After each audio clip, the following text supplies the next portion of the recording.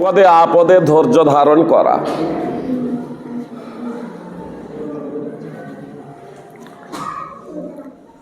আসলে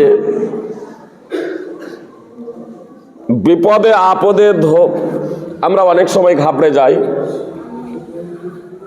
অনেক সময় নিরাশ হয়ে যাই, বিপদে আপদে অনেক সময় অসন্তুষ্ট হই, ধৈর্যহারা হয়ে যায়। এটাই একটা দিক।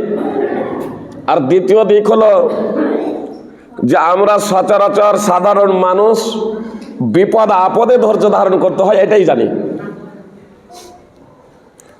ধৈর্য ধারণ বিপদ আপদ আসলে ধৈর্য ধারণ করতে হয় এটাই জানি।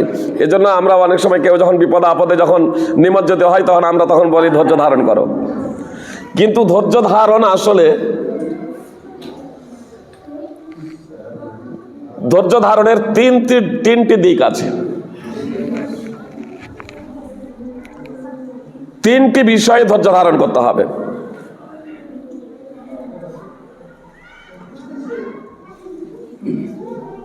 তিনটে বিষয়ে ধৈর্য ধারণ করতে হবে। এক, আল্লাহ যা নিষেধ করেছেন, এক কথায় যা হারাম যা নাজায়েজ তা থেকে বিরত রাখার নামও ধৈর্য ধারণ করা।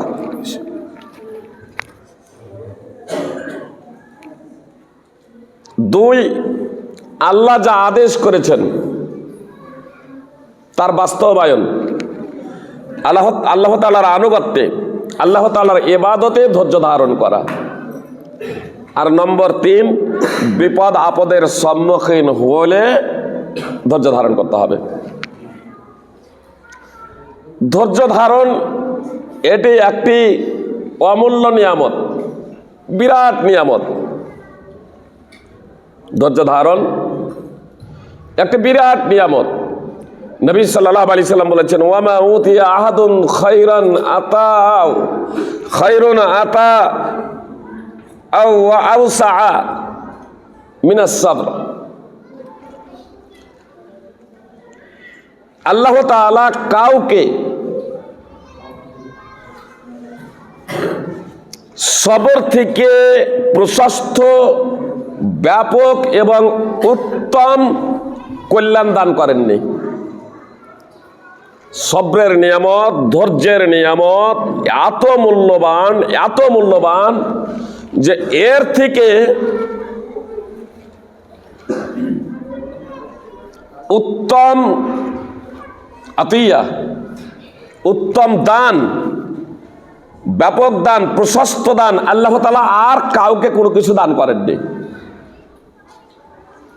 সহিহ বুখারীর হাদিস। এতটা ধৈর্যের মাহাত্ম্য এবং মর্যাদা। আর এই জন্য আল্লাহ তাআলা সূরা জুমার 39 নম্বর সূরার 10 নম্বর আয়াতের শেষে আল্লাহ তাআলা বলছেন, ইন্নামা ইউওয়াফাস সাবিরুনা আজরাহুম বিগাইরি হিসাব। আল্লাহ তাআলা ধৈর্যশীলদের বেহিসাব প্রতিদান দিবেন। আল্লাহ তাআলা বলছেন যে ইন্নামা ইউওয়াফাস সাবিরুনা আজরাহুম বিগাইরি হিসাব, ধৈর্যশীলদের বেহিসাব প্রতিদান দেওয়া হবে। ধৈর্যশীলদের প্রতিদান দেওয়া হবে, ধৈর্যশীলদের তাদের প্রতিদান দেওয়া হবে বেহিসাব, আনলিমিটেড।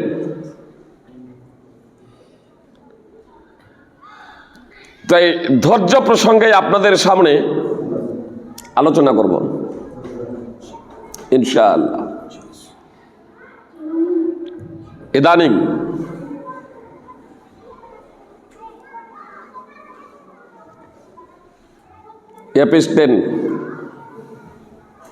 F10 ফাইলস সের আংশিক প্রকাশিত হয়েছে।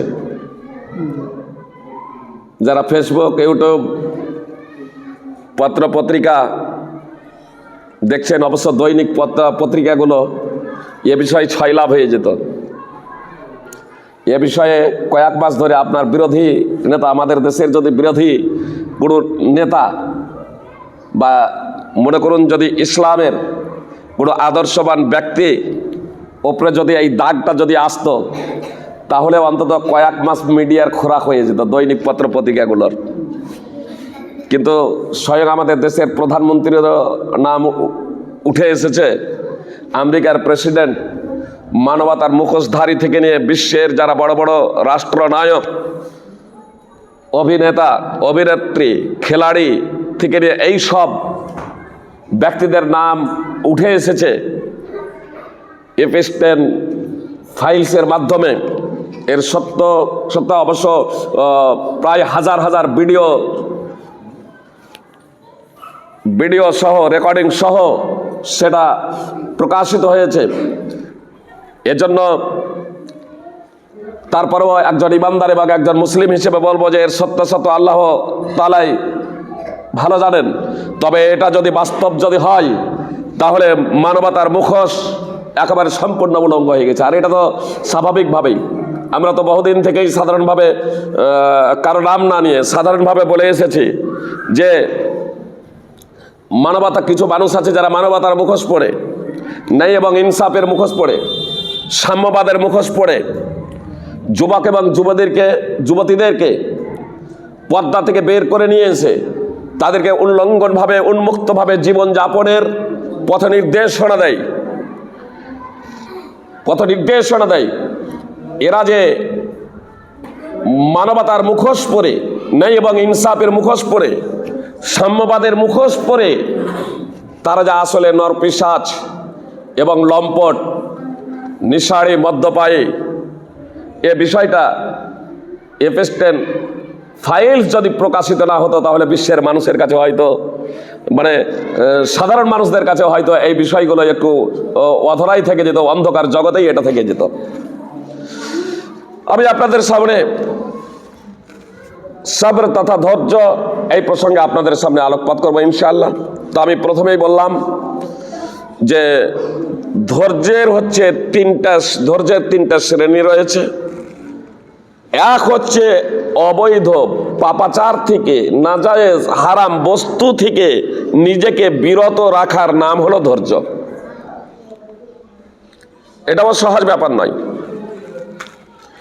এর কাছে পৃথিবীর নামি দামি রাষ্ট্রনায়ক মানুষ ফেল।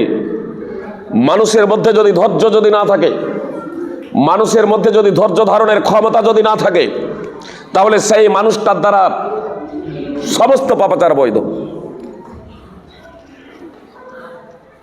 আপনার নারী আন্দোলনের যারা মুখ, তারাও এর সাথে প্রায় জড়িত। এপস্টেইন ফাইল যে প্রকাশিত হয়েছে, তাদের অন্ধকার দিকগুলো, যে কিভাবে কচি কচি মেয়েদের সাথে কিভাবে এদেরকে অবৈধভাবে এদের উপরে জুলম নির্যাতন করা হয়েছে। শুধু তাই নয়,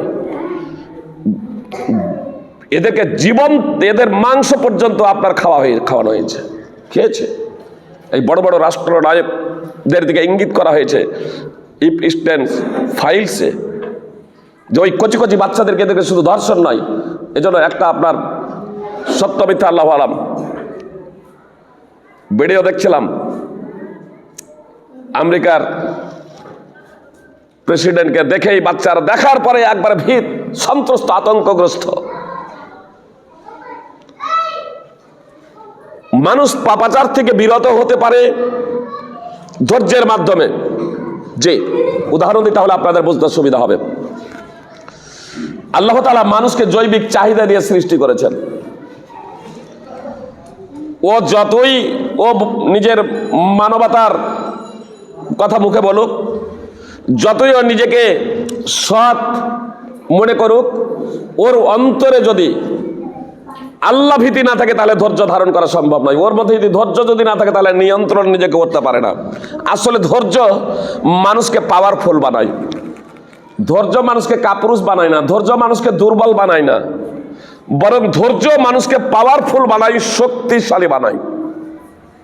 আল্লাহ তাআলা বলছেন, ওয়াতিউল্লাহ ওয়া রাসূলাহু ওয়ালা তারাজাউ ওয়াতিউল্লাহ ওয়া রাসূলাহু ওয়ালা তারাজাউ ফাতাফশালু ওয়া তাযহাবা রিহুকুম ওয়াতিউল্লাহ ওয়া রাসূলাহু ওয়ালা তারাজাউ ফাতাফশালু ওয়া তাযহাবা রিহুকুম ওয়াসবিরু ইন্নাল্লাহা মা'আস সাবিরিন। আল্লাহ তাআলা স্পষ্টভাবে বলছেন, তোমরা আল্লাহ এবং তার রাসূলের আনুগত্য করো এবং তোমরা পরস্পরে ঝগড়া বিবাদ করো না। যদি পরস্পরে ঝগড়া বিবাদ করো তাহলে তোমরা কাপুরুষ হয়ে যাবে আর তোমাদের শক্তি চলে যাবে। তোমরা ধৈর্য ধারণ করো, নিশ্চয় আল্লাহ ধৈর্যশীলদের সাথে আছেন। সূরা আনফাল 8 নম্বর সূরার 46 নম্বর আয়াত। আল্লাহ তাআলা স্পষ্টভাবে বললেন যে তোমরা আল্লাহ এবং রাসূলের আনুগত্য করো, ঝগড়া বিবাদে লিপ্ত হয়ে না, আপসে তোমরা পরস্পরে ঝগড়া করো না। যদি আপসে পরস্পরে ঝগড়া করো তাহলে তোমরা কাপুরুষ হয়ে যাবে, তোমাদের শক্তি চলে যাবে, তোমরা দুর্বল হয়ে যাবে। ধৈর্য ধারণ করো, নিশ্চয়ই আল্লাহ ধৈর্যশীলদের সাথে আছেন। এর দ্বারা কি প্রমাণিত হচ্ছে? যে ধৈর্যশীলরাই হচ্ছে পাওয়ারফুল এবং শক্তিশালী। আপনি যদি শক্তিমান যদি না হন, আপনার মধ্যে যদি শক্তি এবং পাওয়ার এবং ক্ষমতা যদি না থাকে, পাপাচার থেকে বিরত হওয়া সম্ভব না। বনী ইসরাইলের এক যুবকের ঘটনা আপনাদের সামনে বর্ণনা করি। এক যুবক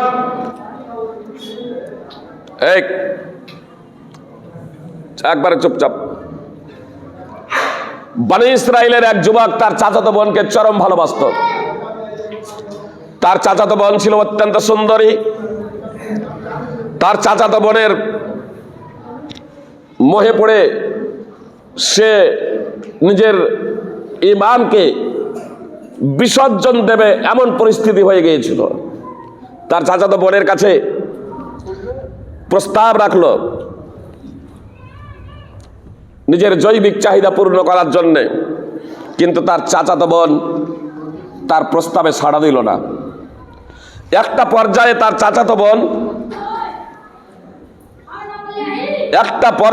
চাচাতো বোন অর্থ সংকটে নিমজ্জিত হলো। ব্যাপক অর্থ সংকট তার সামনে এসে দাঁড়ালো মেয়েটার কাছে। মেয়েটা এবার তার চাচাতো ভাইকে গিয়ে বলল যে আবার কিছু অর্থের প্রয়োজন আছে, অর্থ দিতে হবে। সময়ের সুযোগ বুঝে সেই ছেলেটি তাকে আবারও প্রেমের প্রস্তাব দিল। মেয়েটি নিরুপায় হয়ে সেই প্রস্তাবে রাজি হয়ে গেল। 100 দিনার। 100 দিনার, দিনারটা হলো স্বর্ণ মুদ্রা। 2026-এর এই ফেব্রুয়ারি মাসে যার মূল্য 51 লক্ষ টাকারও বেশি, প্রায় 51 লক্ষ টাকা, ধরুন প্রায় 51 লক্ষ টাকা। 100 দিনার প্রায় 51 লক্ষ টাকা। সেই ছেলেটা কোন রকমের সেই অর্থ সংগ্রহ করে মানুষের জৈবিক চাহিদা, মানুষের যৌবনের চাহিদা, অনেক সময় রাজা বাদশাহ, আপনারা এই এপিস্টেম ফাইলসের মাধ্যমে দেখছেন যে কিভাবে একেবারে কচি কচি বাচ্চাদের ওপরে জুলম নির্যাতন করেছেন। বিশ্বের বড় বড় রাষ্ট্রনায়করা মানবতার মুখোশ পরে কিভাবে তাদের পছন্দনীয় জিনিসগুলো, তাদের মাংস আপনার খেয়েছে। শুধু বলাৎকারই করেনি, ওই কচি কচি বাচ্চাদের মাংস পর্যন্ত তারা খেয়েছে। পুরো ফাইলস আপনার সারা বিশ্বে তোলপাড়া। আমি বললাম না, যদি মুসলিম যদি হতো, যে কোনো মৌলানা যদি এই কাজটা যদি করত, তাহলে তাকে নিয়ে বিশ্বে তোলপাড় শুরু হয়ে যেত। কিন্তু যেহেতু বিষয়টা কোনো মুসলমান না, মৌলানা তো দূরের কথা, কোনো মুসলমানও এ কাজে জড়িত না, ফলে এই বিষয়টাকে ধামাচাপা দেওয়ার চেষ্টা করছে। কিন্তু ফেসবুক এবং ইউটিউব যদি দেখেন তাহলে তোলপাড় ইদানিং। জি, তো বলা বাহুল্য, আমি আপনাদের সামনে যে বিষয়টা বলছিলাম যে একজন যুবক নিজের জৈবিক চাহিদা পূর্ণ করার লক্ষ্য এবং উদ্দেশ্যে মেয়েকে 100 স্বর্ণ মুদ্রা দিয়ে দিল, প্রায় 51 লক্ষ টাকা, এবং নির্জন জায়গায় তাকে শুইয়ে দিয়ে তার 2 উরুর উপরে বসেও গিয়েছে সেই যুবক। যখন সেই যুবক তার জৈবিক চাহিদা পূর্ণ করতে যাবে, এমন সময় মেয়েটার মুখ থেকে উচ্চারিত হচ্ছে, অন্তরের অন্তঃস্থল থেকে কোনো বাক্য যখন উচ্চারিত হয়, তখন জেনে রাখবেন তার প্রতিক্রিয়া কিছুটা হবেই। ওই যুবতীর মুখ থেকে উচ্চারিত হচ্ছে, ইত্তাকিল্লাহ ওয়ালা তাফুদ্দাল খাতামা ইল্লা বিহাক্কি। তুমি আল্লাহকে ভয় করো, তুমি আল্লাহকে ভয় করো, মোহরকে ছিন্ন করো না তার হক ব্যতীত। অর্থাৎ তুমি অবৈধভাবে যৌন চাহিদা পূর্ণ করো না। সেই যুবক, যে যুবক দীর্ঘদিন যাবত মেয়েটাকে পাওয়ার জন্য মনে কামনা বাসনা পুষে রেখেছিল, সেই যুবক বলছে ফাকুন্ত ওয়া তারাকতুল মিয়াতা দিনার, আমি দাঁড়িয়ে গেলাম। জৈবিক আর চাহিদা পূর্ণ করলো না, শুধু তাই নয়, তাকে যে 100 দিনার দিয়েছিল, প্রায় 51 লক্ষ টাকা, সেই টাকাটাও ছেড়ে দিয়েছিল। আপনার সফরকালে যখন এক পাহাড়ের গুহায় যখন তারা আশ্রয় নিয়েছিল, আর একটি পাথর এসে মুখে লেগে গিয়েছিল, এ ঘটনা আপনারা শুনেছেন। সহিহ বুখারী 3465। সে বলেছিল, আল্লাহ একমাত্র তোমার ভয়ে যদি এটা আমি যদি করে থাকি, তাহলে তুমি পাথরকে দূরে সরে দাও। একটু পাথর সরে গিয়েছিল। 3 জন ব্যক্তি এক তার অতীতের কর্মকে আল্লাহর সামনে পেশ করেছিল। এটা আল্লাহর ভয়, ধৈর্য। আমি আপনাদের বললাম ধৈর্য। এই মুহূর্তে, যে মুহূর্তে সে মনের কামনা বাসনা পূর্ণ করতে যাবে, সেই মুহূর্তে যখন তার সামনে ভেসে আসছে আল্লাহকে ভয় করে ইত্তাকিল্লাহ, সঙ্গে সঙ্গে সেই ব্যক্তি দাঁড়িয়ে যাচ্ছে, নিজের জৈবিক চাহিদা আর পূর্ণ করছেন না। শুধু তাই নয়, সে 100 যে দিনার দিয়েছিল, প্রায় 51 লক্ষ টাকা, সেই টাকাটাকেও ছেড়ে দিচ্ছে। এটা কিসের মাধ্যমে, কিসের ভিত্তিতে? ওই উচ্চ ডিগ্রি অর্জন করে, প্রচলিত উচ্চ ডিগ্রি অর্জন করে এটা সম্ভব না। যাদেরকে দেখছেন এই মানবতার মুখোশ পরে মানবতাকে খুন করে চলেছে, এদের দ্বারা এটা সম্ভব না। এটা একমাত্র সেই পারে যার অন্তরে আল্লাহর ভয় আছে। আর শুধু ভয় থাকলে হবে না, ধৈর্য। ধৈর্য, ধৈর্য আল্লাহ তাআলার পক্ষ থেকে, যদি আল্লাহ তাআলার পক্ষ থেকে এই সাহায্য সহায়তা আছে, এই ধৈর্য আল্লাহ তাআলার পক্ষ থেকে প্রদত্ত। আল্লাহ নিজেই বলছেন, আল্লাহ রাসূল সাল্লাল্লাহু আলাইহি সাল্লাম বলছেন যে কাউকে ধৈর্যের মতো বড় কোনো কল্যাণ প্রদান করা হয়নি। ধৈর্যের মতো বড় কোনো কল্যাণ, ধৈর্যের মতো ব্যাপক কোনো কল্যাণ কাউকে আর অন্য কিছু দেওয়া হয়নি। এই ধৈর্য যদি মানুষকে যদি দেওয়া হতো, এই ধৈর্য যদি না তার মধ্যে যদি না থাকতো এই যুবকের মধ্যে, তাহলে তার মধ্যে আল্লাহ ভীতি তার অন্তরে জাগ্রত হতো না।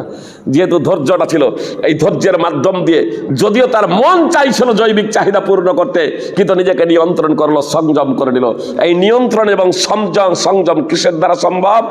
এটা একমাত্র ধৈর্য, একমাত্র ধৈর্য। মানুষ পাপাচার করতে চায়, মন তো চাই। অন্যের ছেলেরা যখন আমোদ প্রমোদ করে, ফুর্তি করে, গান বাজনা করে, বাদ্যযন্ত্র করে, আর আপনার ছেলে মেয়েরাও যখন বাদ্যযন্ত্র গান বাজনা করার জন্য অন্যের ছেলে মেয়েরা যখন বেলাল্লাপানা হয়ে আপনার যত্রতত্র আপনার বিভিন্ন পার্কে যখন বিনোদনের জন্য যখন ঘুরে যখন বেড়ায়, তখন আপনার ছেলে মেয়ে যখন আপনার কাছে আবদার যখন করে, তখন আপনার তো মনটা চাই যে সত্যি তো লোকের যখন ছেলে মেয়ে যখন যাচ্ছে, তাহলে আমি আমার ছেলে মেয়েকে একটু ঘুরতে দিলেই সমস্যাটা কি আছে? আমার তো মেয়ের তো বন্ধু রয়েছে, যদি বন্ধুদের সাথে ছেলেদের সাথে যদি একটু আমোদ ফুর্তি যদি করে, মাধ্যমিক পরীক্ষা হয়ে যাচ্ছে, উচ্চ মাধ্যমিক হয়ে যাচ্ছে, পরীক্ষার পরে যদি একটু ছেলে মেয়েদেরকে যদি ছেড়েই দেওয়া হয়, পার্কে গিয়ে একটু বিনোদন করো, যখন মেয়ে যখন আবদারি করছে, তাহলে সমস্যাটা কোথায়?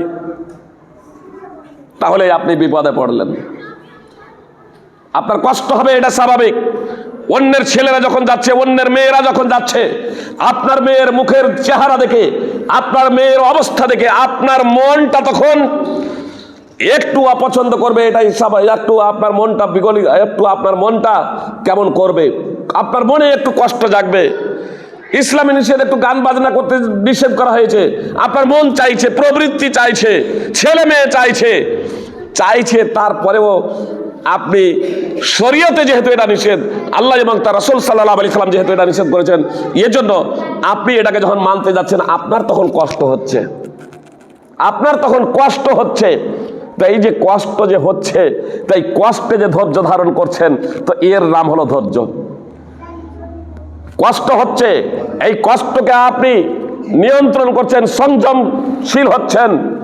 আপনার যদি ক্ষমতা যদি না থাকে, আপনার যদি পাওয়ার যদি না থাকে, জেনে রাখবেন যারা দুর্বল মানুষ, যে শারীরিক শক্তির কথা আমি এখানে বলছি না, শারীরিক অনেক পলওয়ান আছে, বাহাদুর আছে, শের আছে, কিন্তু যদি ধৈর্য ক্ষমতা যদি তার যদি না থাকে, শারীরিক দুর্বলতা আলাদা, যে শারীরিক শক্তিশালী হওয়া আর দুর্বলতা সেটা একটা আলাদা জিনিস। আপনার ধৈর্য এটা হচ্ছে অভ্যন্তরীণ একটা মানুষের বৈশিষ্ট্য এবং গুণ। ধৈর্য এটা হচ্ছে একটা মানবীয় আল্লাহ তাআলা প্রদত্ত একটা গুণ। এজন্য রাসূল সাল্লাল্লাহু আলাইহি সাল্লাম বলেছেন যে মুমিনের বিষয়টাই বিস্ময়কর, ইমানদারের বিষয়টি হলো বিস্ময়কর, ইমানদারের বিষয়টি হলো বিস্ময়কর। এর সকল বিষয় কল্যাণময়। এ যদি ভালো জিনিস যদি প্রাপ্ত হয়, এ যদি সুখ লাভ করে, শান্তি লাভ করে, তাহলে আল্লাহ তাআলার শুকরগুজার করে, তো এটা তার জন্য কল্যাণকর। আর যদি সে বিপদের সম্মুখীন হয়, সে যদি দুঃখ কষ্টের সম্মুখীন হয়, তাহলেও সে ধৈর্য ধারণ করে, ফাসাবারা, তাহলেও সে ধৈর্য ধারণ করে, আর এটাও তার জন্য কল্যাণকর। সহিহ মুসলিম, আবু মুসনাদ আহমদ, সহিহ মুসলিম হাদিস নম্বর 2999। তাহলে একজন ইমানদার ব্যক্তির জন্য, একজন মুসলমানের জন্য, মুসলমানের সমস্ত কাজ কর্মই হলো কল্যাণকর এবং মঙ্গলময়। মুহাম্মদ সাল্লাল্লাহু আলাইহি সাল্লাম বলছেন, মুমিন ছাড়া, মুসলমান ছাড়া এই বৈশিষ্ট্যের অধিকারী আর কেউ হতে পারে না। মুমিন ছাড়া এই বৈশিষ্ট্যের অধিকারী আর কেউ হতে পারে না। আর এই বৈশিষ্ট্য এবং গুণাবলীর অধিকারী অন্যজন হবে কেন? আল্লাহর ওপরে যার ঈমান নেই, আল্লাহর ওপরে যার ভরসা নেই, আল্লাহর ওপরে যার আস্থা নেই, আখিরাতের ব্যাপারে যার বিশ্বাস নেই, এই পৃথিবীতে যা কিছু করছে পরকালে তাকে প্রতিদান দেওয়া হবে এই যার ধারণা নেই, তো সে কিসের জন্য ও ধৈর্য ধারণ করবে? যে আপনাকে কেউ মারলো, আপনার শারীরিক শক্তি আছে, আপনি তাকে মারবেন, প্রতিশোধ নেবেন, আপনি তো দুর্বল নয়। আমাদের সমাজে ঝগড়া হয় না, আমাদের সমাজে মারামারি হয় না, যে প্রেম করে বিবাহ হচ্ছে। গতকালকেই দেখছিলাম, প্রায় 10-12 বছর প্রেম করার পরে 2 মাস হলো বিয়ে হওয়া, আর তারপরেই স্বামীকে স্ত্রী, শ্বশুর, শাশুড়ি এবং শালা এই 4 জন মিলে হত্যা করেছে। হত্যা করা, গলা টিপে হত্যা করার পরে আবার জানলার সাথে মাফলার গলায় বেঁধে টাঙিয়ে দিয়েছে।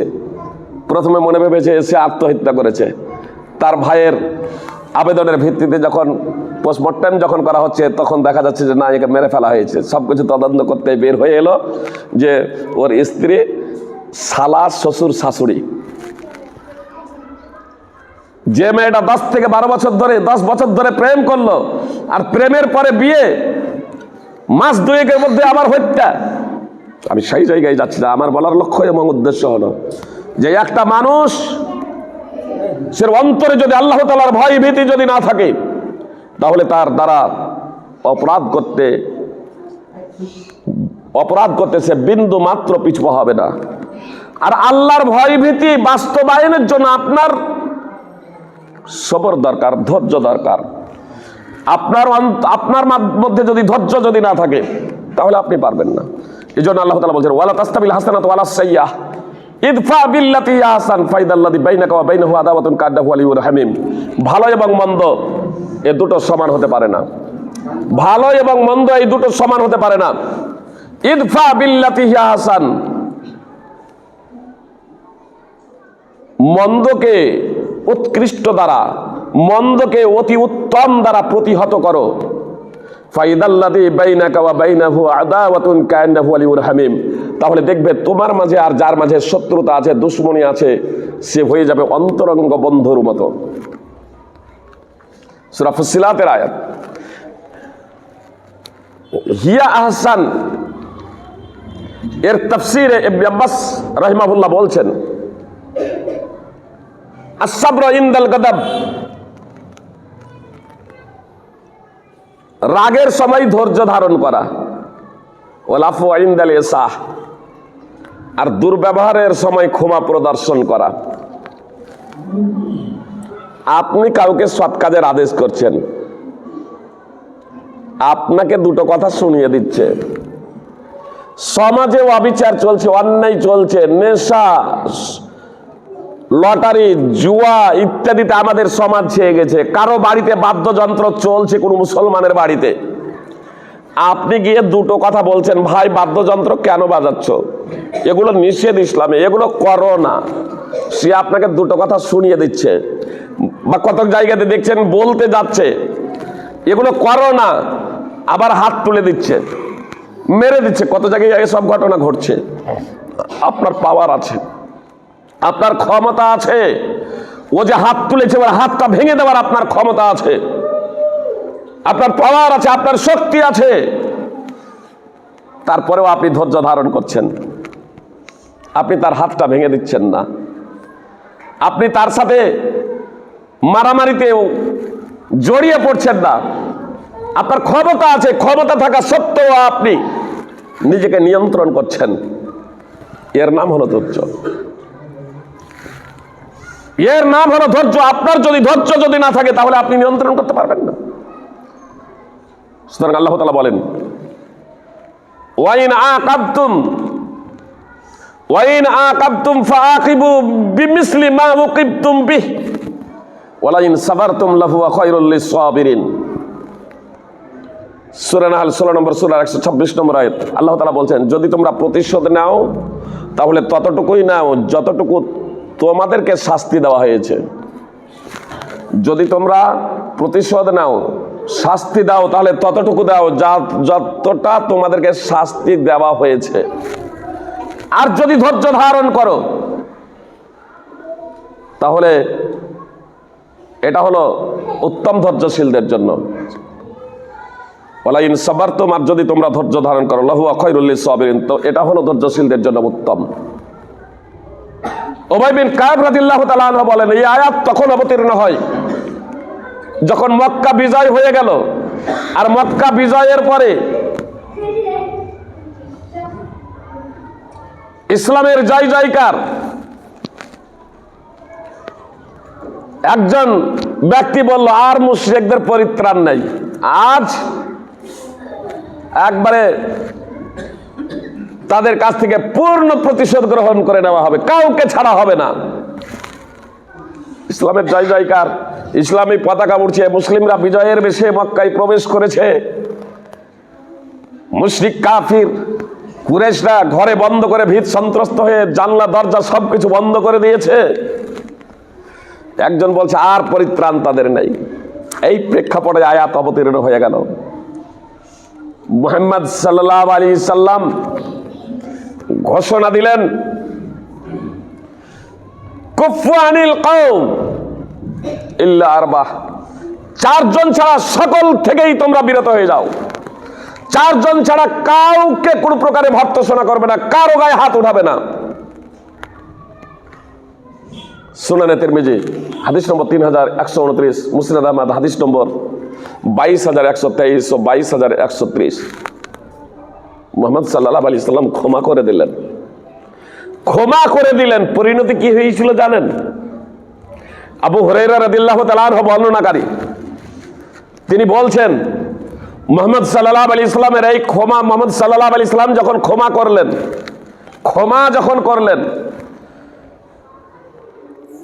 ফাখারাজু কান্নামা নাশারু মিনাল কুবুরি ফাদাখালু ফিল ইসলাম। তো মুশরিকরা তাদের ঘর থেকে, বাড়ি থেকে বের হচ্ছে, যেন তখনও তাদের চোখে মুখে এতই উদাসীনতার ছাপ ছিল। তিনি বলছেন যে তারা ঘর থেকে বের হচ্ছে, বাড়ি থেকে বের হচ্ছে, তো যেন কবর থেকে হাসরের ময়দানে উত্থিত হচ্ছে, হাসরের ময়দানে কবর থেকে উঠছে। অর্থাৎ তখনও তাদের চোখে মুখে উদাসীনতার ছাপ। ফাদাখালু ফিল ইসলাম, তারা কালেমা শাহাদাত পড়ে ইসলামে প্রবেশ করলো, তারা মুসলিম হয়ে গেল। মুহাম্মদ সাল্লাল্লাহু আলাইহি সাল্লাম করলেন ক্ষমা, কাউকে ভর্ৎসনা করলেন না, কাউকে আদালতে উঠালেন না। যারা মুহাম্মদ সাল্লাল্লাহু আলাইহি সাল্লামকে মক্কা ত্যাগ করতে বাধ্য করেছিল, অনেক সাহাবীকে নির্মমভাবে শহীদ করে দিয়েছিল, মুহাম্মদ সাল্লাল্লাহু আলাইহি সাল্লাম ক্ষমা করে দিলেন। বলে, লা তাসরিবা আলাইকুমুল ইয়াউম, আজ তোমাদের কাউকে ভর্ৎসনা করা হবে না। পরিণতি কি হলো? কালেমা শাহাদাত পাঠ করে তারা মুসলমান হয়ে গেল। ইমাম বাইহাকির আস-সুনানুল কুবরা হাদিস নম্বর 18,275। তো এজন্য আল্লাহ বলছেন যে ইদফা বিল্লাতি হিয়া আহসান, মন্দকে উৎকৃষ্ট দ্বারা প্রতিহত করো। ফাইদাল্লাযী বাইনাকা ওয়া বাইনাহু আদাওয়াতুন কান্নাহু ওয়ালিয়ুন হামীম, তাহলে দেখবে তোমার মাঝে আর যার মাঝে শত্রুতা আছে, দুশমনী আছে, সে হয়ে যাবে অন্তরঙ্গ বন্ধুর মতো। এটা চূড়ান্ত বাস্তব। আপনি প্র্যাকটিক্যাল ফিল্ডে আপনি দেখতে পারেন, হয়তো যে আপনার সাথে বৈরী স্থাপন করছে, শত্রুতা স্থাপন করছে, আপনার ক্ষতি করার প্রচেষ্টা করছে, আপনি তাকে ক্ষমার দৃষ্টিতে তাকান, আপনি তাকে উপহার উপঢৌকন দেন, আপনি তাকে চা খাওয়ান, তাকে সালাম দেন, তার সাথে ভালো ব্যবহার করবেন, একটা পর্যায়ে দেখবেন সে আপনার অন্তরঙ্গ বন্ধ হয়ে যাচ্ছে। আপনার দক্ষিণ দিনাজপুরে কলকাতার বর্তমানে অ্যাডভোকেট মুসলিউদ্দিন মাঝারি, সে ছিল আমার সাথে। তাবলিগ জামাত, হানাফি ব্রেলি এরা আমাকে ফিতনাবাজ এবং সন্ত্রাসী বলে হত্যার ষড়যন্ত্র করেছিল, 8 ঘন্টা খারাপ করে রেখেছিল। আপনার থানাতে আমার বিরুদ্ধে কমপ্লেন করেছিল। ওই ঘটনার 2 মাস পর আমি অবশ্য কারো বিরুদ্ধে কমপ্লেন করিনি, আমি শুধু কারো বিরুদ্ধে কমপ্লেন করিনি, আমি শুধু একটাই সাধারণত দোয়া করি, হে আল্লাহ তুমি আমাকে হেফাজত করো, যারা আমার বিরুদ্ধে ষড়যন্ত্র করে তাদের হেদায়েত দান করো, আর যদি তাদের ভাগ্যে হেদায়েত না থাকে তাহলে ধ্বংস করো। আলহামদুলিল্লাহ 2 মাস পরে তারা আমাদের মতোই হয়ে গেছে। যে নেতৃত্ব দিয়েছিল যে আলেম, তিনিও আপনার আহলে হাদিস হয়ে গেছেন আলহামদুলিল্লাহ, আপনার 28 বোর্ডে দেখি। বলা বাহুল্য, আল্লাহ বলছেন ইদফা বিল্লাতি হিয়া আহসান,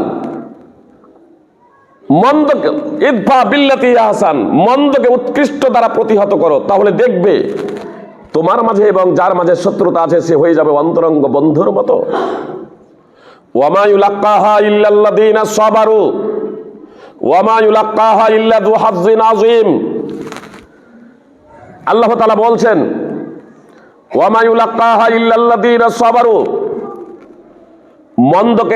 মন্দকে ভালোর দ্বারা প্রতিহত করা, এটা যদিও একটা ভালো গুণ, এটা একটা ভালো বৈশিষ্ট্য, কিন্তু এই গুণ এবং বৈশিষ্ট্য কেবলমাত্র তারাই অর্জন করতে পারে যারা ধৈর্যশীল। এটা তারাই অর্জন করতে পারে যারা মহা সৌভাগ্যবান। সূরা ফুসসিলাতের 35 নম্বর আয়াত। আমি আগেই বললাম যে আপনার পাওয়ারফুল, আপনার শক্তিশালী একমাত্র যাদের অন্তরে ধৈর্য আছে, যারা ক্ষমতাবান, যে ধৈর্যের মাধ্যমে যারা ক্ষমতাবান, শারীরিক শুধু শক্তি না, ধৈর্য। একটা মানুষ শারীরিক দিক থেকে দুর্বল হলেও সে ধৈর্যের মাধ্যমে সবল হতে পারে, মন্দ কাজ থেকে বিরত রাখার তার পাওয়ার থাকবে। আপনার যদি ক্ষমতা যদি না থাকে, মন্দ থেকে বিরত থাকার পাওয়ার এবং ক্ষমতা যদি না থাকে, মন্দ থেকে বিরত হতে পারে না। আপনার মন চাইছে একটা বিড়ি খেয়েই নেই, একটা বিড়ি খেয়ে নি, একটা সিগারেট খেয়ে নি, কি হবে? তাই বিড়ি সিগারেট আপনি কখন খাবেন? বিড়ি সিগারেট আপনি তখনই খাবেন একটু খেয়ে নি। আপনার মন চাইছে, আপনার প্রবৃত্তি চাইছে, আপনার মন চাইছে লোকের জমি থেকে একটু ফসল ছিঁড়ে নি, আপনার মন চাইছে লোকের টাকা আপনি ছিনিয়ে নেন। একটা মেয়ে যাচ্ছে, আপনি মেয়েটার গলা থেকে হার ছিনতাই করে নেবেন। আপনার মন চাইছে, প্রবৃত্তি চাইছে রাতারাতি বড়লোক হতে। আপনার মন চাইছে জৈবিক চাহিদা পূর্ণ করতে। জঙ্গলে একাই একজন সুন্দরী যুবতীকে দেখেছেন, তার ওপরে তাকে ধরলেন, যে নির্জনে আপনি তাকে ব্যবহার করতে চাচ্ছেন। কিন্তু আপনার যদি এই ধৈর্য ক্ষমতা, আল্লাহ তাআলার ভয় ভীতি আপনার অন্তরে যদি জাগ্রত যদি না হয়, তাহলে আপনি নিজেকে নিয়ন্ত্রণ করতে পারবেন না। জি, আপনার মন চাইছে, আপনি আল্লাহকে বলে ভয়ও করছেন একটু মুখে, তারপরেও আচ্ছা পরে যা হবে হবে, এখন একটু জৈবিক চাহিদাটা পূর্ণ করে নেই, আমাদ প্রমোদ করে নেই, এখন জৈবনের সময় পরে করে নেব। জি, আপনার অন্তরে যদি আল্লাহর ভয় ভীতি এটা যদি প্রবল যদি না হয়, আর আপনাকে যদি এই ধৈর্য ক্ষমতা যদি প্রদান না করা হয়ে থাকে, তাহলে আপনার মাধ্যমে অপরাধ সংঘটিত হবে, এটাই স্বাভাবিক। আর আপনি অপরাধ থেকে সম্পূর্ণরূপে বেঁচে যেতে পারবেন যদি আপনার ধৈর্য ক্ষমতা যদি থাকে। মন চাইছে কেউ নেই, তারপরেও আপনি নিজের মনকে আপনি দমন করছেন। এটা প্রকৃত ইমানদার হওয়া ছাড়া, প্রকৃত মুসলমান ছাড়া এই অপরাধ থেকে আপনার বাঁচা খুব মুশকিল। যাকে আল্লাহ তাআলা ধৈর্য ক্ষমতা দিয়েছেন। এজন্য মুহাম্মদ সাল্লাল্লাহু আলাইহি সাল্লাম বলছেন, ওয়ালান তুতাউ আতান খায়রা ওয়া আওসা মিনাস সাবর। সবরের চেয়ে বেশি প্রশস্ত ও কল্যাণকর কিছু কখনো তোমাদেরকে দান করা হয়নি। এর থেকে বেশি কল্যাণকর, ধৈর্য থেকে বেশি কল্যাণকর। জি, আপনার কোটি কোটি সম্পদ আছে, আপনার মধ্যে যদি ধৈর্য যদি না থাকে, আল্লাহর ভয় ভীতি যদি না থাকে, আপনার কাছে আপনি কোটি কোটি টাকার মালিক, কোটি কোটি টাকার মালিক, স্বর্ণের একখান চেন একটা মেয়ের কাছে আছে, আপনি সেটাকেও ছিনিয়ে নেওয়ার জন্য আপনার লোভকে আপনি নিয়ন্ত্রণ করতে পারবেন না।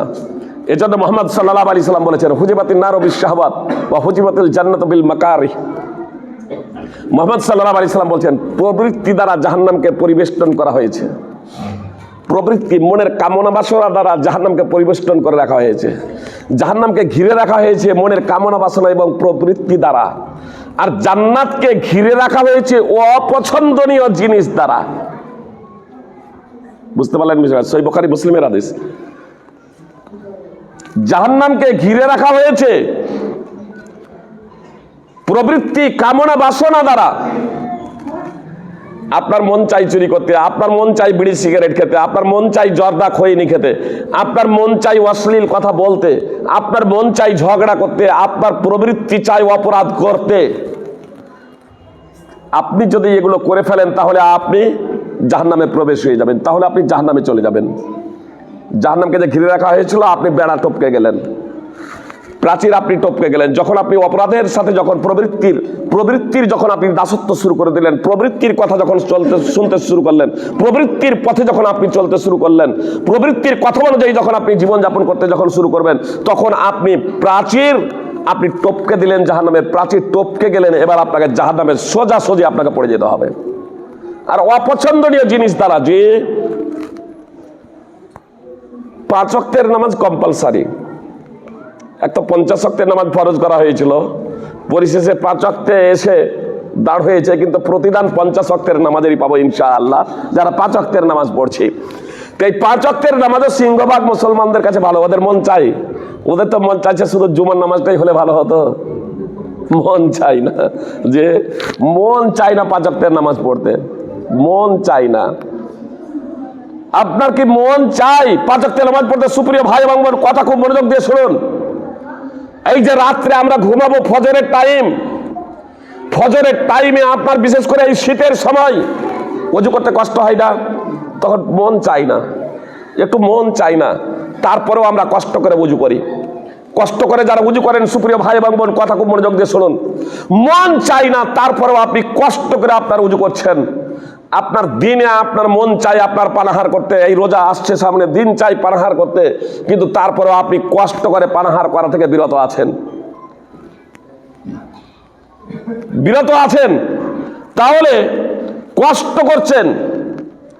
জান্নাতকে ঘিরে রাখা হয়েছে অপছন্দনীয় জিনিস দ্বারা। আপনি যেটা চাইছিলেন না, যে এটা না হলে ভালো হয়, এই না হলে ভালো হয়, কিন্তু আপনি সেই জিনিসটা আপনি করছেন, সেই জিনিসটা আপনাকে টপকাতে হবে। আপনার শীতকে আপনি অপছন্দ করছেন, এত শীতে ওযু করব, কষ্ট হচ্ছে, যে এরই নাম হলো ধৈর্য। ইবাদতে ধৈর্য, আনুগত্যে ধৈর্য। আপনার কষ্ট হচ্ছে, তারপরেও আপনি কাজটা করছেন, কষ্টকে সহ্য করছেন। আপনি সেই কষ্ট, অপছন্দনীয় জিনিস, আপনার মন চাই না যে আপনি উঠেন, যে আপনি খেয়ে একটু ঘুমিয়েছেন, এখন ছোট দিনের বেলা, জি আপনার শরীরটা ক্লান্ত, জোহরের পরে একটু খেয়ে ঘুমিয়ে গেছেন, আসরের আজান হয়ে গেছে, আপনার মন চাই না আপনি আসরে উঠেন, কিন্তু আপনি ওই শয়তানের প্ররোচনায়, শয়তানের ফাঁদে পা না দিয়ে মসজিদের ডাক হাইয়া আলাস সালাহ হাইয়া আলাল ফালাহ শোনার পরে আপনি সঙ্গে সঙ্গে আপনি উঠে যাচ্ছেন, ওযু করে আপনি নামাজ আদায় করছেন আপনার প্রবৃত্তির বাইরে। আপনার মন চাইছিল না, আপনার একটু অস্বস্তি মনে হচ্ছিল, কষ্ট মনে হচ্ছিল, তারপরেও আপনি সেই কষ্টকে ত্যাগ করলেন, অস্বস্তিকে দূর করলেন, অপছন্দের জিনিসটাকে আপনি দূর করে দিচ্ছেন একমাত্র আল্লাহ তাআলার ভয়ে, আল্লাহ তাআলার আনুগত্য করার জন্য, আল্লাহ তাআলার ইবাদতের জন্য। তাহলে আপনি জান্নাতে প্রবেশ করবেন। আল্লাহ তাআলার ইবাদত এবং আনুগত্যে ধৈর্য ধারণ করা, আর বিপদ সমূহে ধৈর্য ধারণ করা। জেনে রাখবেন সুপ্রিয় ভাতৃবৃন্দ, ভগ্নীগণ, কথা খুব মনোযোগ দিয়ে শুনুন। বিপদ আপদে ধৈর্য ধারণ করা, এটা আমরা সাধারণত সবাই জানি যে বিপদ আপদে ধৈর্য ধারণ করতে হয়। কিন্তু আমরা প্রথমে একটু হা হুতাশ করে নিই, একটু কান্না করে নিই যে আমার বড় ছেলে গত মাসের 15 তারিখে মদিনা ইউনিভার্সিটি পড়ার জন্য গেল, আলহামদুলিল্লাহ। তো মানে মেয়ে ছেলে সব আশপাশে সব এসেছে, মানে না বলতেই সাধারণভাবে কিভাবে জেনে গেছে, আশপাশে সব মেয়ে ছেলে জড়ো হয়েছে। তো বলছি এদের ছেলের প্রতি মায়া মমতা নাই, একটু কান্না টান্না কেউ করলো না? একটু কান্না করো না? আমরা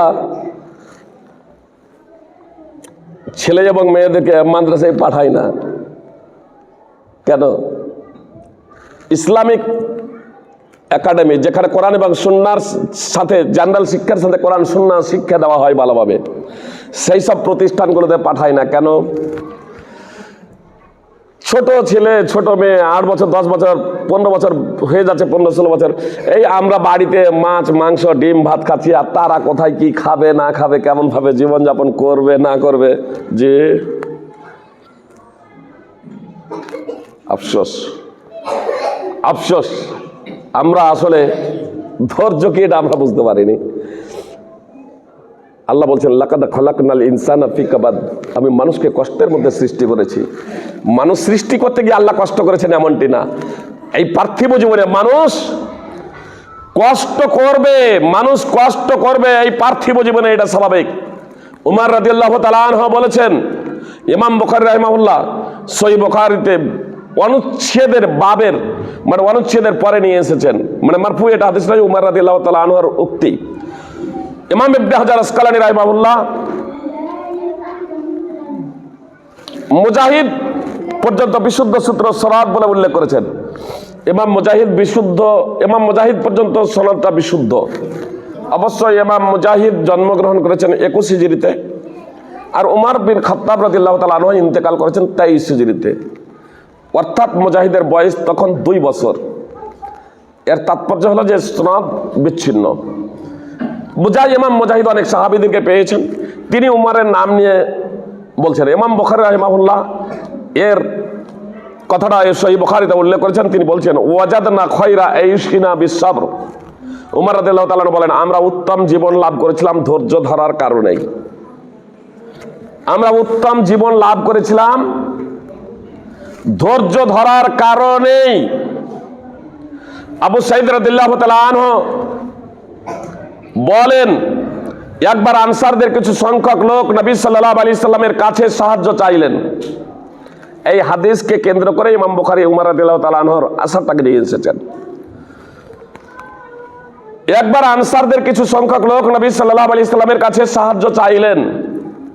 তাদের যে যা চাইলেন তিনি তাই দিলেন, এমনকি তার কাছে যা কিছু ছিল নিঃশেষ হয়ে গেল।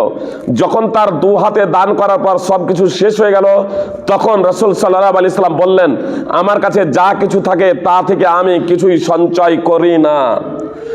অবশ্য যে নিজেকে চাওয়া থেকে বাঁচিয়ে রাখতে চায়, আল্লাহ তাকে বাঁচিয়ে রাখেন, আর যে ব্যক্তি ধৈর্য ধারণ করে আল্লাহ তাআলা তাকে ধৈর্যশীল রাখেন, আর যে অমুখাপেক্ষী হতে চায় আল্লাহ তাকে অভাবমুক্ত রাখেন।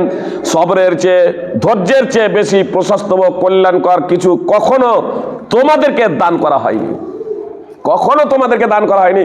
অন্য কিছু নিয়ামত ধৈর্য থেকে বড় কোনো নিয়ামত এবং প্রশস্ত কোনো নিয়ামত তোমাদেরকে কখনো দান করা হয়নি। সহিহ বুখারী হাদিস নম্বর 6470। সুপ্রিয় ভ্রাতৃবৃন্দ, ভগ্নীগণ, তাহলে ধৈর্য এটা হচ্ছে এমন একটা বিষয়, বিপদে আপদে ধৈর্য ধারণ করা, যে বিপদে আপদে যদি আমরা ধৈর্য ধারণ করি, তাহলে এর বিনিময় আল্লাহ তাআলার কাছে ইনশাআল্লাহ আমরা অনেক পেয়ে যাব ইনশাআল্লাহ। রাসূল সাল্লাল্লাহু আলাইহি সাল্লাম বলেছেন, মান ইউরিদুল্লাহু বি খায়রা ইউসিব বিন, কথা খুব মনোযোগ দিয়ে শুনবেন। রাসূল সাল্লাল্লাহু আলাইহি সাল্লাম বলেছেন, মান ইউরিদুল্লাহু বি খায়রা ইউসিব বিন, আল্লাহ যার কল্যাণ চান তাকে বিপদ আপদে ফেলেন। বলবেন কেমন কথা? আল্লাহ যার ভালাই চান, আল্লাহ যার কল্যাণ চান, আল্লাহ তাআলা তাকে বিপদে আপদে ফেলেন। আল্লাহ তাআলা যার কল্যাণ চান, আল্লাহ তাআলা তাকে বিপদে আপদে ফেলেন। সহিহ বুখারীর হাদিস 6545 নম্বর হাদিস। আল্লাহ যার কল্যাণ চান তাকে বিপদে আপদে ফেলেন। কি জন্য? যার আবার কল্যাণ চান, আমরা যাকে ভালো চাই তাকে তো বিপদ মুক্ত করি, তাই না? যে আপনার ছেলের প্রচন্ড জ্বর এবং ব্যাপক ঠান্ডা, ডাক্তার মশাই বলছেন ইনজেকশন দিতে হবে, তিতো ওষুধ। ছেলে খেতে চায় না, ইনজেকশন নিতে চায় না, মিঠাগুলো খেতে চায়, কিন্তু আপনার প্রচন্ড জ্বরের কারণে এবং প্রচন্ড ঠান্ডার কারণে আপনাকে তাকে ওই তিতো ওষুধ লাগবে, ইনজেকশন দিতে হবে, ডাক্তার মশাই বলছেন। তো ছেলে যেটা ভালোটা চাই সেটাই দেবেন না, আমাকে ধরে বেঁধে আপনার ইনজেকশনটা দেবেন কেন? ভালোবাসেন না তাই? না ভালোবাসেন তাই যে ওই কষ্টের পরেই একটু কষ্ট হবে, ইনজেকশন দিলে একটু কষ্ট হবে, বাবু তুমি ভালো হয়ে যাবে, সুস্থ হয়ে যাবে, আল্লাহ তোমাকে সুস্থ করবেন, যে একটু আমরা কষ্টটা দিই, তার কারণে আমি তার কল্যাণ চাই, আমি তার ভালো চাই। সুপ্রিয় ভাতৃবৃন্দ, অনুরূপভাবে আনাসিন কয়লা কয়লা রাসূলুল্লাহ সাল্লাল্লাহু আলাইহি ওয়াসাল্লাম ইদা আরাদাল্লাহু বিআবদিহিল খায়রা আজ্জালাহু উকুবাতা ফিদ দুনিয়া। আনাস সূত্রে বর্ণিত রাসূল তিনি বলেন, রাসূল সাল্লাল্লাহু আলাইহি ওয়াসাল্লাম বলেছেন, আল্লাহ যখন তার কোনো বান্দার কল্যাণ চান, আল্লাহ যখন তার কোনো বান্দার ভালাই চান, মঙ্গল চান, তখন আল্লাহ তাআলা পৃথিবীতেই তাকে দ্রুত শাস্তি প্রদান করেন। আল্লাহ তাআলা তখন তাকে দ্রুত শাস্তি প্রদান করেন দুনিয়াতে। কেন? অপর হাদিসে রয়েছে যে এই পাপের মাধ্যমে আল্লাহ তাআলা মানুষকে বিপদে আপদে নিমজ্জিত করেন, আর সে যখন ধৈর্য ধারণ করে, তো এই ধৈর্য ধারণের মাধ্যম দিয়ে আল্লাহ তাআলা তাকে যে পাপে নিমজ্জিত করেন, তাকে রোগ বালা মুসিবত এরকম দেন, এর মাধ্যম দিয়ে তার গুনাহগুলোকে ঝরিয়ে দেন, এর মাধ্যম দিয়ে তার গুনাহগুলো মাফ হয়ে যায়, এর মাধ্যম দিয়ে তার গুনাহগুলো মাফ হয়ে যায়, অতঃপর তার আর কোনো গুনাহ থাকে না একটা পর্যায়ে। তাহলে পৃথিবীতে তাকে কষ্টে নিমজ্জিত করলেন, বিপদে নিমজ্জিত করলেন, কেন? আখিরাতের শাস্তি, কবরের শাস্তি থেকে তাকে বাঁচানোর জন্য। আল্লাহ রাসূল সাল্লাল্লাহু আলাইহি ওয়াসাল্লাম বলেন, ইদা আরাদাল্লাহু বিআবদিহিল খায়রা আজ্জালাহু উকুবাতা ফিদ দুনিয়া। যখন আল্লাহ তাআলা তার কোনো বান্দার কল্যাণ চান, তখন তাকে বিপদে নিমজ্জিত করেন। ওয়া ইদা আরাদাল্লাহু বিআবদিহিশ শাররা আমসাকা আন বিদামবি। আর আল্লাহ যখন কারো ওয়া কল্যাণ চান, আর আল্লাহ যখন কারো ওয়া কল্যাণ চান, আমসাকা আনহু বিদামবি, তখন তাকে শাস্তি দেওয়া থেকে বিরত থাকেন। এটা ভাববেন না যে ওরা বেশি অপরাধ করছে অথচ আল্লাহ ওদেরকে শাস্তি দেয় না। মুহাম্মদ সাল্লাল্লাহু আলাইহি ওয়াসাল্লাম বলছেন, আল্লাহ যখন কারো অকল্যাণ চান, আল্লাহ যখন কারো ভালাই চান না, তখন তাকে শাস্তি প্রদান থেকে বিরত থাকেন। লক্ষ্য উদ্দেশ্য কি? হাত্তা ইউওয়াফিয়া বিহি ইয়াউমাল কিয়ামা, কিয়ামত দিবসে তাকে পুরোপুরি শাস্তি প্রদানের লক্ষ্য উদ্দেশ্যে। সুনানে তিরমিজি হাদিস নম্বর 2396। আনাস রাদিয়াল্লাহু তাআলা আনহু সূত্রে এই হাদিস বর্ণিত আছে, ইন্না ইয়াজামাল জাযায়া মা ইয়াজামিল বালা। যার বিপদ যত বড় হবে, প্রতিদান তত বড় হবে। মুহাম্মদ সাল্লাল্লাহু আলাইহি ওয়াসাল্লাম বলছেন, ইন্না ইয়াজামাল জাযায়া মা ইয়াজামিল বালা। বিপদ যার যত বড় হবে, প্রতিদান তার তত বড় হবে। ওয়া ইন্নাল্লাহা ইদা আহাব্বা কাওমান ইবতালাহুম। আর নিশ্চয়ই আল্লাহ তাআলা যখন কোনো জাতিকে ভালোবাসেন, তখন আল্লাহ তাআলা তাদেরকে বিপদে ফেলেন। আল্লাহ তাআলা যখন কোনো কওমকে, কোনো সম্প্রদায়কে যখন ভালোবাসেন, তখন আল্লাহ তাআলা তাদেরকে বিপদে ফেলেন। এটা ভাববেন না যে আজকে মুসলিম আমরা আল্লাহর উপরে ঈমান নিয়ে এসেছি, শেষ নবীর উপরে আমরা ঈমান নিয়ে এসেছি, আর আমরা আজ সারা বিশ্বে আমরা মার খাচ্ছি, পদদলিত হচ্ছি, আমাদের যেন মুসলমান হওয়াটা অপরাধ হয়ে দাঁড়িয়েছে বিশ্বে। এটা ভাববেন না, বরং সংযমশীল হন, ধৈর্য ধরুন এবং নিজের জীবনের আত্মসমীক্ষা করুন যে এই যে শাস্তিগুলো আছে, এটাও আমাদের কর্মের ফল। আল্লাহ এর দ্বারা বড় শাস্তি থেকে আমাদেরকে বাঁচাতে চাচ্ছেন। আমরা নিজেদের জীবনে পরিবর্তন নিয়ে আসবো, কোরআন সুন্নাহর আলোকে আমরা নিজেদের জীবন গড়ব। আল্লাহ বলছেন যখন আল্লাহ কাউকে যখন ভালোবাসেন, কোন সম্প্রদায়কে যখন ভালোবাসেন, তাদেরকে বিপদে ফেলেন। ফামার রাদিয়াল ফালাহুর রেদা, তারা যদি সন্তুষ্ট হয়ে যায়, বিপদে যদি তারা ঘাবড়ে না যায়, বিপদে যদি তারা হাহুতাশ না করে, তারা যদি না নিরাশ না হয়, তারা যদি অসন্তুষ্টি প্রকাশ না করে, তাহলে তাদের জন্য রয়েছে সন্তুষ্টি, অর্থাৎ আল্লাহ তাআলার সন্তুষ্টি। ওয়ামান সাখাতা ফালাহু সাখাত, আর তারা যদি অসন্তুষ্ট হয়ে যায়, বিপদে আপদে নিমজ্জিত হওয়ার পরে, এই মুসলমান হওয়াটাই আমার অপরাধ, এই নামাজ ধরলাম, রোজা করছি, যত আল্লাহকে ভয় করছি ততই বিপদ নেমে আসছে, আর নামাজই পড়বো না, যে তাহলে আপনার সব গেল। জেনে রাখবেন, শুধু অসুখ বিসুখ হওয়ার কারণে আপনার গুনাহ মাফ হবে এমনটি না। সংক্ষিপ্ত ভাবে যে সমস্ত হাদিসগুলো থেকে অসুখ বিসুখ বলে, অসুখ বিসুখ এটা তো বিপদ, অসুখ বিসুখ এগুলো হচ্ছে বিপদ, রোগ বালা মুসিবত এগুলো বিপদ। তো আল্লাহ তাআলা কি বলছেন, যদি ওই বিপদে আপতিত হয়ে কেউ সন্তুষ্ট হয়, কোন বলছে ফামান সাবারা, যে ধৈর্য ধারণ করবে, তো ফালাহু সাবর, তার জন্য ধৈর্য।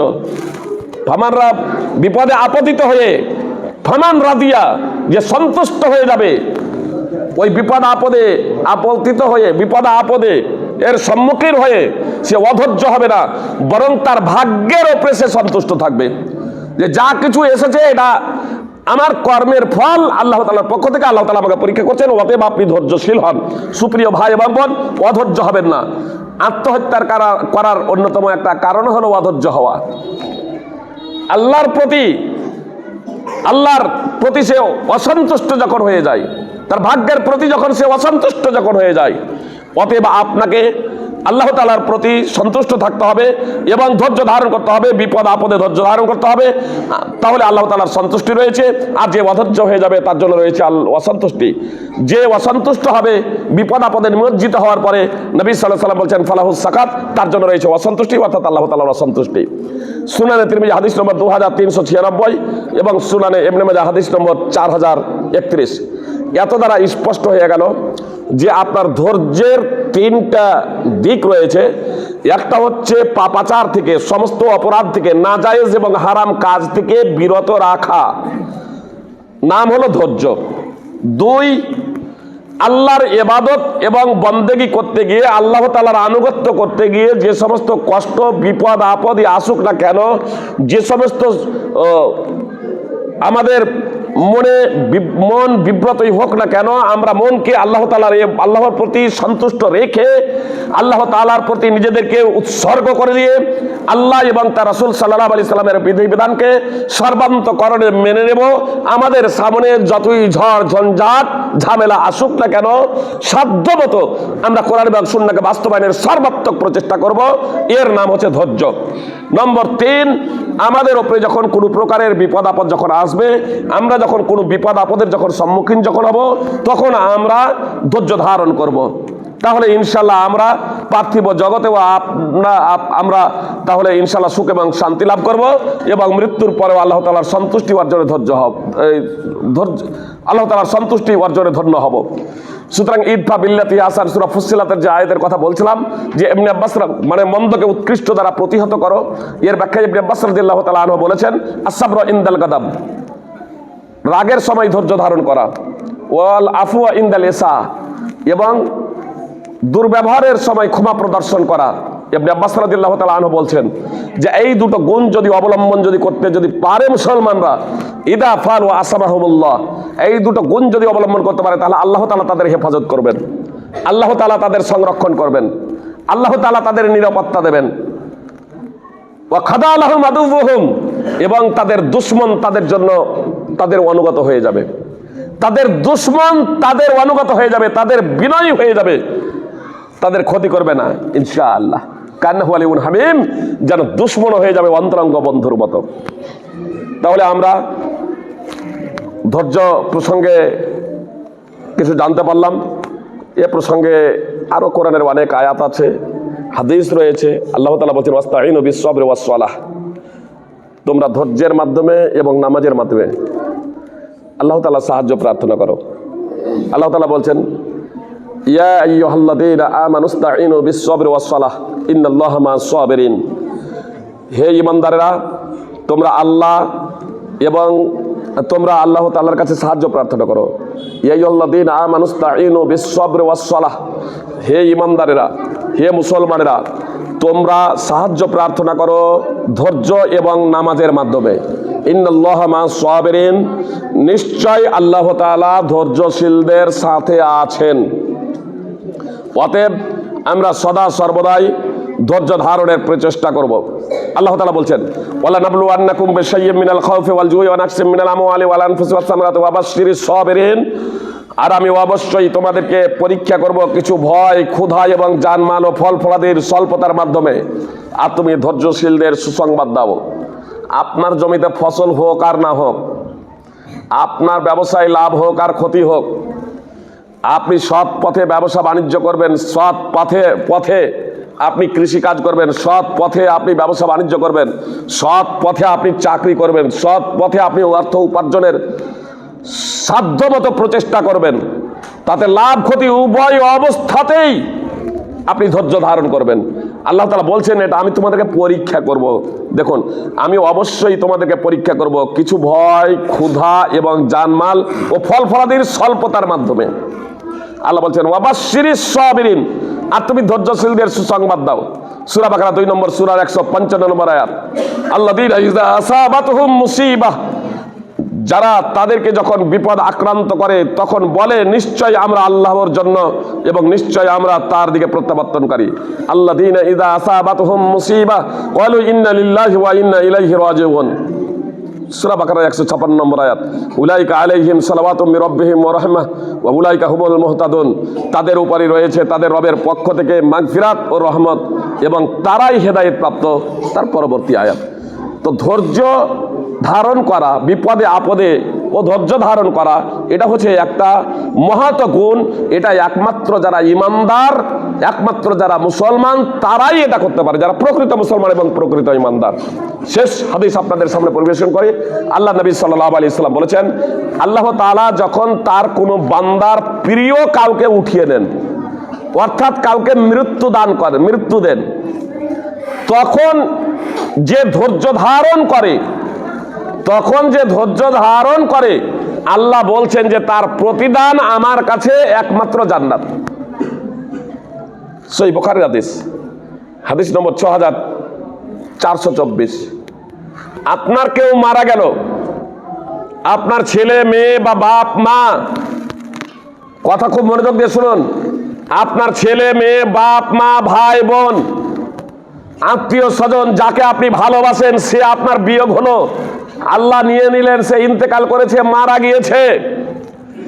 আর আপনি যদি প্রথম ঝটকাতেই, প্রথম বিপদেই আপনি যদি নিজেকে ধৈর্য ধারণ করেন, আপনার চোখ দিয়ে অশ্রু ঝরতে পারে, এটা স্বতন্ত্র ব্যাপার, তাহলে আপনি চিৎকার করবেন না, আপনি বিলাপ করবেন না। আপনি যদি ধৈর্য ধারণ যদি করতে পারেন, নিজেকে যদি সংযত রাখতে পারেন, ধৈর্যশীল হতে পারেন, একমাত্র আল্লাহ তাআলার জন্য, আল্লাহ তাআলার সন্তুষ্টি অর্জনের জন্য যদি নিজেকে যদি নিয়ন্ত্রণ করতে পারেন, সংযমশীল হতে পারেন, আল্লাহ তাআলার কাছে যদি এর প্রতিদান যদি আপনার যদি লক্ষ্য উদ্দেশ্য থাকে, তো আল্লাহ বলছেন যে আমার কাছে জান্নাত ছাড়া এর জন্য আর বিকল্প অন্য কিছু নেই। মানে এর জান্নাত যাবেই যাবে ইনশাআল্লাহ। কিন্তু আপনাকে প্রথম ঝটকাতেই আপনি বলবেন যে একটু কান্না করেই নেই, একটু বিলাপ করে নেই, যে চলবে না। এই প্রেক্ষাপটে তাহলে আর একটা হাদিস আপনাদের সামনে বলে দিই। সহিহ বুখারীর 1283 নম্বর হাদিস। একদা রাসূল সাল্লাল্লাহু আলাইহি ওয়াসাল্লাম এক মহিলার পাশ দিয়ে যাচ্ছিলেন। সেই মহিলাটি কবরের পাশে বসে ক্রন্দন করছিল। তো মুহাম্মদ সাল্লাল্লাহু আলাইহি ওয়াসাল্লাম বলেন, ইত্তাকিল্লাহ ওয়াসবিরি, তুমি আল্লাহকে ভয় করো এবং ধৈর্য ধারণ করো। তো সেই মহিলাটি তখন বলছে, সেই মহিলাটি তাকে আল্লাহ রাসূল সাল্লাল্লাহু আলাইহি ওয়াসাল্লামকে চিনতে পারেনি। সেই মহিলাটি বলছে, আপনি এখান থেকে চলুন, আমার উপরে যে বিপদ আপতিত হয়েছে আপনার তো তা হয়নি। মানে আমি যে বিপদের সম্মুখীন হয়েছি, এই বিপদ তো আর আপনি এই বিপদের সম্মুখীন হননি, যে আমি কেন কাঁদছি। ও আল্লাহ রাসূল সাল্লাল্লাহু আলাইহি ওয়াসাল্লাম সাদাসিধা মানুষ ছিলেন, চলে গেলেন। মেয়েটি যখন জানতে পারলো যে ইনি ছিলেন আল্লাহ রাসূল সাল্লাল্লাহু আলাইহি ওয়াসাল্লাম, তখন সেই মেয়েটি রাসূল সাল্লাল্লাহু আলাইহি ওয়াসাল্লামের কাছে এলো। ফালাম তাজিদ ইনদাহু বাওয়াবিন, আর মুহাম্মদ সাল্লাল্লাহু আলাইহি ওয়াসাল্লামের কাছে আসতে গিয়ে কোনো আপনার প্রহরী গেটম্যান ছিল না। আজকাল কত নিরাপত্তা ভিআইপি ব্যক্তি, যে মোহাম্মদ সাল্লাল্লাহু আলাইহি সাল্লাম এত বড় একজন রাষ্ট্রনায়ক, এত বড় একজন নবী এবং রাসূল, তার গেটে কোনো পাহারাদার ছিল না, গেটম্যান ছিল না। ডাইরেক্ট মেয়েটি প্রবেশ করে বলছে, আল্লাহ রাসূল আমি আপনাকে চিনতে পারিনি। নবী সাল্লাল্লাহু আলাইহি সাল্লাম বললেন, ইন্নামাস সাবরু ইনদা সাদমাতিল উলা। প্রথম বিপদেই হলো ধৈর্য। অর্থাৎ ধৈর্যের সময় এখন পার হয়ে গেছে।